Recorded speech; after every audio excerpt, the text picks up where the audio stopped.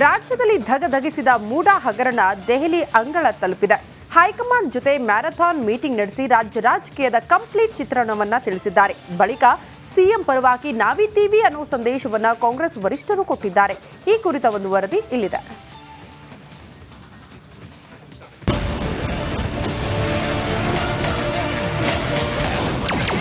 ಸಿದ್ದರಾಮಯ್ಯ ಬೆನ್ನಿಗೆ ನಿಂತ ಹೈಕಮಾಂಡ್, ರಾಜ್ಯಪಾಲರ ವಿರುದ್ಧ ಗುಡುಗಿದ ಕೈಕಲೆಗಳು. ಮೂಡಾ ಹಗರಣದ ಸಂಬಂಧ ರಾಜ್ಯಪಾಲರ ನಡೆ ವಿರುದ್ಧ ಈಗಾಗಲೇ ರಾಜ್ಯಾದ್ಯಂತ ಧಗೆಧಗಿಸ್ತಾ ಇದೆ. ಗವರ್ನರ್ ವಿರುದ್ಧ ಆಕ್ರೋಶಗೊಂಡು ವಾಗ್ಯುದ್ಧವನ್ನ ನಡೆಸಲಾಗ್ತಾ ಇದೆ. ಈ ಮಧ್ಯೆ ದೆಹಲಿಗೆ ಹಾರಿರುವಂತಹ ರಾಜ್ಯ ಕಾಂಗ್ರೆಸ್ ನಾಯಕರು ಹಗರಣದ ಕುರಿತು ರಾಜ್ಯಪಾಲರು ಕೈಗೊಂಡ ನಿರ್ಧಾರದ ಬಗ್ಗೆ ವರಿಷ್ಠರಿಗೆ ಮಾಹಿತಿ ನೀಡಿದ್ದಾರೆ.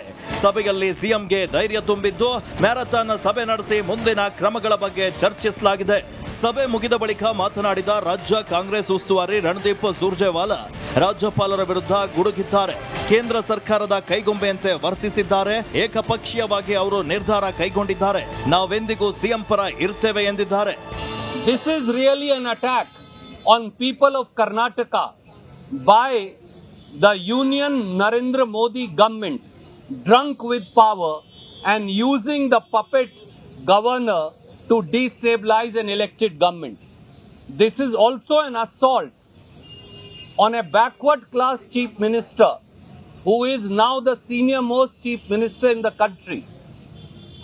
This is not an attack personally on him, but this is revenge seeking by the BJP and Janata Dal against people of Karnataka. We stand in unison, we stand as one, and we stand with our chief minister in this fight.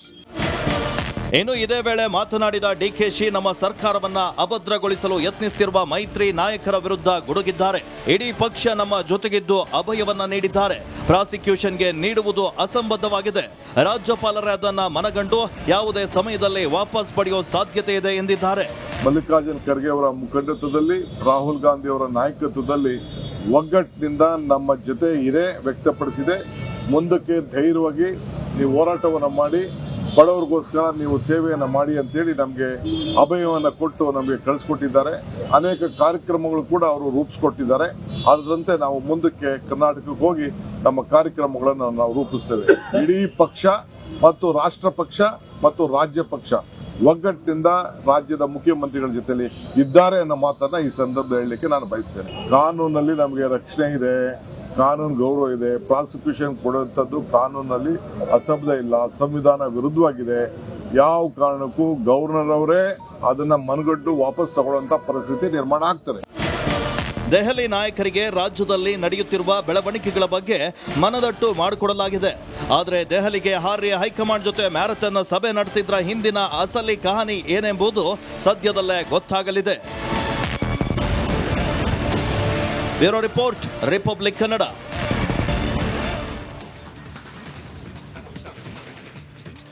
ಮಳೆಗಾಲದಲ್ಲಿ ಮಲೆನಾಡು ಪ್ರದೇಶಗಳಲ್ಲಿ ಜಲಪಾತಗಳು ಪ್ರಕೃತಿ ಸೌಂದರ್ಯಕ್ಕೆ ಮತ್ತಷ್ಟು ಮೆರುಗು ನೀಡುತ್ತೆ. ಅದರಲ್ಲೂ ಕೊಡಗು ಜಿಲ್ಲೆಯಲ್ಲಿರುವ ಜಲಧಾರೆಗಳ ಸೊಬಗು ನೋಡೋದೇ ಕಣ್ಣಿಗೆ ಹಬ್ಬ. ಈ ಕುರಿತ ಒಂದು ಸ್ಪೆಷಲ್ ರಿಪೋರ್ಟ್ ಇದೆ, ಬನ್ನಿ ನೋಡ್ಕೊಂಡು ಬರೋಣ.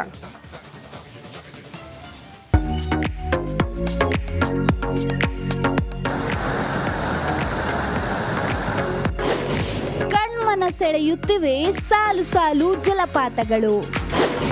ಜಲಪಾತ ನೋಡಿ ಪ್ರವಾಸಿಗರು ಫುಲ್ ಫಿದಾ. ಸುತ್ತಲೂ ಹಚ್ಚ ಹಸಿರಿನ ಪ್ರಕೃತಿ ಸೌಂದರ್ಯ. ಇದರ ನಡುವೆ ಸಾಗುವ ಕಿರಿದಾದ ಅಂತಾರಾಜ್ಯ ಹೆದ್ದಾರಿ. ರಸ್ತೆಯ ಇಕ್ಕೆಲಗಳಲ್ಲಿ ಜಲಪಾತಗಳ ಸೊಬಗು. ಹೌದು, ಇಂತಹ ಮನಮೋಹಕವಾದ ಜಲರಾಶಿಗಳು ಇರುವುದು ಕೊಡಗು ಜಿಲ್ಲೆಯಲ್ಲಿ. ಭಾಗಮಂಡಲದಿಂದ ಕೇರಳಕ್ಕೆ ತೆರಳುವ ಕರಿಕೆ ರಸ್ತೆಯಲ್ಲಿ ಒಂದಲ್ಲ ಎರಡಲ್ಲ 10 ಜಲಧಾರೆಗಳನ್ನ ಒಂದೇ ಕಡೆ ನೋಡಬಹುದು. ರಸ್ತೆಯ ಎರಡೂ ಕಡೆಗಳಲ್ಲಿ ತಲಕಾವೇರಿ ಅಭಯಾರಣ್ಯವಿದೆ. ಒಂದರ ಹಿಂದೆ ಒಂದರಂತೆ ಧುಮ್ಮಿಕ್ಕುವ ಜಲಪಾತಗಳಿವೆ. ಅದೇ ತರ ಮಳೆಗಾಲದಲ್ಲಿ ನೀರೆಲ್ಲ ರೋಡ್ಗೆ ಬೀಳ್ತಾರೆ. ಆಗ ಟೂರಿಸ್ಟ್ ತುಂಬಾ ಬರುತ್ತೆ. ಚೆನ್ನಾಗಿದೆ ನೋಡಕ್ಕೆಲ್ಲ. ಬಸ್ಸಲ್ಲಿ ಇರುವವರು ನಿಲ್ಸಿ ನೋಡ್ತಾರೆ. ಹೌದೌದು, ಇಲ್ಲಿ ನಮ್ಮ ಹತ್ತಿರಕ್ಕೆ ಯಾರು ಬರ್ತಾನೆ ಇಲ್ಲ. ನಾವು ಇಲ್ಲಿಂದ ಹೊರಗೆ ಹೋಗಿ ನೋಡ್ತಾರೆ. ಅಲ್ಲಿಯೂ ಕೂಡ ಈ ತರದೇ ಇರುವುದು. ಆಗಾಗ ಬರ್ತಾರೆ. ನಮ್ಮಲ್ಲಿ ಸೆಕೆ ಸ್ವಲ್ಪ ಜಾಸ್ತಿ ಕರಿಕೆಯಲ್ಲಿ, ಆದ್ರೆ ಇದರಲ್ಲಿ ವಾತಾವರಣ ಸ್ವಲ್ಪ ಚೆನ್ನಾಗಿದೆ. ಕ್ಲೈಮೇಟ್ ಎಲ್ಲ ಸ್ವಲ್ಪ ಕೋಲ್ಡ್ ಆಗಿ ಹೋಗೋಕ್ಕೆ ಕೂಡ ಹೋಗಿ ಬರುವಾಗ ಒಂದು ರಿಲ್ಯಾಕ್ಸ್ ಆಗ್ತದೆ. ಬೇಕಾದಷ್ಟು ಟೂರಿಸ್ಟ್ ಅವರು ಬರ್ತಾರೆ. ಇವಾಗ ಸ್ವಲ್ಪ ಮಳೆಯಲ್ಲಿದ್ದರಿಂದ ಸ್ವಲ್ಪ ಕಡಿಮೆ. ಇದೇ ಥರ ಫಾಲ್ಸ್ಗಳು ಸುಮಾರು 4-5 ಕಡೆ ಇದೆ. ಇದಕ್ಕಿಂತ ದೊಡ್ಡ ಒಂದು ಇನ್ನೂ ಕೆಳಗಡೆ ಇದೆ. ಅಲ್ಲಿ ಸುಮಾರು ಜನ ಇದಕ್ಕೆ ನಮಗೆ ಸಿಕ್ಕಾಗಲಿಲ್ಲಲ್ಲ, ಅದಕ್ಕೆ ನಾವು ಈ ಕಡೆ ಬರ್ತಾ ಇದ್ದೀವಿ. ವಾರಕ್ಕೆ ಒಂದು ಸತಿ ಅದ ಬರ್ತಾ ಇದ್ದೀವಿ. ನಮ್ಮ ಬಸ್ಸಲ್ಲಿ ಬಂದವ್ರಿಗೂ ನೋಡ್ಕೊಂಡು ಹೋಗ್ಬೋದು. ಅಂದರೆ ಸ್ಟಾಪ್ ಇರೋದಕ್ಕೆ ಈಗ ಈ ಥರ ನೋಡ್ಕೊಂಡು ಹೋಗ್ಬೋದು ಅಷ್ಟೇ.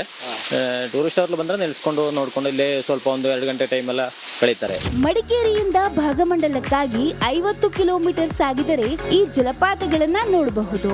ಸದಾ ಮಂಜು ಮುಸುಕಿದ ವಾತಾವರಣದಲ್ಲಿ ಈ ಜಲಪಾತಗಳನ್ನ ನೋಡೋದೇ ಒಂದು ಅದ್ಭುತ ಅನುಭವ. ಈ ಕರಿಕೆ ಜಲಪಾತಗಳ ಸೌಂದರ್ಯ ನೋಡುಗರ ಮನದಲ್ಲಿ ಅಚ್ಚಳಿಯದೆ ಉಳಿಯುವಂತೆ ಮಾಡುತ್ತೆ. ಒಂದು ಬಾರಿ ಇಲ್ಲಿಗೆ ಭೇಟಿ ನೀಡಿದ್ರೆ ಸುಂದರ ಅನುಭವವನ್ನ ಹೊತ್ತು ಸಾಗುವುದರ ಜೊತೆಗೆ ಮತ್ತೆ ಮತ್ತೆ ಭೇಟಿ ನೀಡಬೇಕು ಎನ್ನುವ ಮನಸ್ಸಾಗುತ್ತೆ. ಅನುಕಾರ್ಯಪ್ಪ, ಬೆಳ್ಳೂರು, ರಿಪಬ್ಲಿಕ್ ಕನ್ನಡ, ಕೊಡಗು.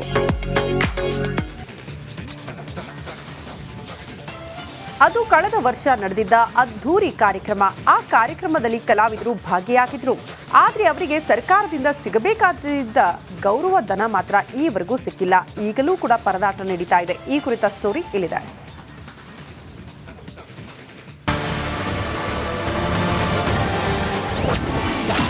ದಿನನಿತ್ಯ ಬಡ ಕಲಾವಿದರ ಕಚೇರಿ ಅಲೆದಾಟ. ಗೌರವಧನ ನೀಡುವಂತೆ ಸರ್ಕಾರಕ್ಕೆ ಒತ್ತಾಯ. ಈ ದೃಶ್ಯ ನೋಡಿ. ಕಳೆದ ವರ್ಷ ಮುದ್ರಣಕಾಶಿ ಗದಗದಲ್ಲಿ ನಡೆದಿದ್ದ ಕಾರ್ಯಕ್ರಮ ಇದು. ಕರ್ನಾಟಕ ನಾಮಕರಣಕ್ಕೆ 50 ವರ್ಷ ಪೂರೈಸಿದ ಹಿನ್ನೆಲೆ ನಗರದಲ್ಲಿ ಕಳೆದ ವರ್ಷ ಅದ್ದೂರಿ ಕಾರ್ಯಕ್ರಮ ನಡೆಸಲಾಗಿತ್ತು.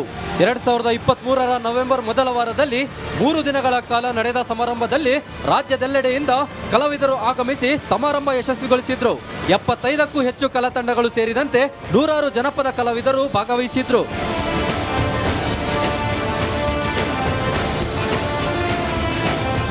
ಆದರೆ ಕರ್ನಾಟಕ ಸಂಭ್ರಮ ನಡೆದು 9 ತಿಂಗಳು ಕಳೆಯುತ್ತಾ ಬಂದರೂ ಈವರೆಗೂ ಸ್ಥಳೀಯ ಕಲಾವಿದರಿಗೆ ಗೌರವಧನ ಸಿಕ್ಕಿಲ್ಲ. 11 ಲಕ್ಷಕ್ಕೂ ಅಧಿಕ ಗೌರವಧನವನ್ನ ಕನ್ನಡ ಮತ್ತು ಸಂಸ್ಕೃತಿ ಇಲಾಖೆ ಬಾಕಿ ಉಳಿಸಿಕೊಂಡಿದ್ದು ಕಲಾವಿದರನ್ನ ಜಾತಕ ಪಕ್ಷಿಯಂತೆ ಕಾಯಿಸುತ್ತಿದ್ದಾರೆ. ಗದಗ ನಮ್ಮದು ಒಂದು ದೊಡ್ಡ ದಕ್ಷಿಣ ಇದು ಸಂಗೀತ ಕಾಶಿ ಅನಿಸ್ಕೊಂಡು ಅಂಥ ದೊಡ್ಡ ಕಾರ್ಯಕ್ರಮ ಭಾಳ ಅದ್ಧೂರಿಯಾಗಿ ಮಾಡಿದರು. ಈ ಕಾರ್ಯಕ್ರಮಕ್ಕೆ ನಮ್ಗೆ ಎಲ್ಲ ಕಲಾವಿದರಿಗೂ ಕೂಡ ಆಹ್ವಾನ ಮಾಡಿದರು. ಆ ಕಲಾವಿದರು ಬಂದಾಗ ನಾವು ಕೂಡ ಗದಗಿನಿಂದ ಕಲಾವಿದರು ಸುಮಾರು 30 ತಂಡಗಳು ಕೂಡ ನಾವು ಭಾಗವಹಿಸಿದ್ವಿ ಕಲಾವಿದರಾಗಿ. ಆ ಭಾಗವಹಿಸಿದ್ದಕ್ಕೆ ನಮ್ಮ ಕಲಾವಿದರಿಗೆ ಇವತ್ತಿನವರೆಗೂ ನಮಗೆ ಪೇಮೆಂಟ್ ಆಗಿಲ್ಲ. ಸ್ವತಃ ಸಿಎಂ ಸಿದ್ದರಾಮಯ್ಯ, ಡಿಸಿಎಂ ಡಿಕೆ ಶಿವಕುಮಾರ್ ಸೇರಿದಂತೆ ಸಚಿವ ಸಂಪುಟದ ಬಹುತೇಕ ಮಂತ್ರಿಗಳು ಸಮಾರಂಭದ ಚಾಲನೆಗೆ ಸಾಕ್ಷಿಯಾಗಿದ್ದರು.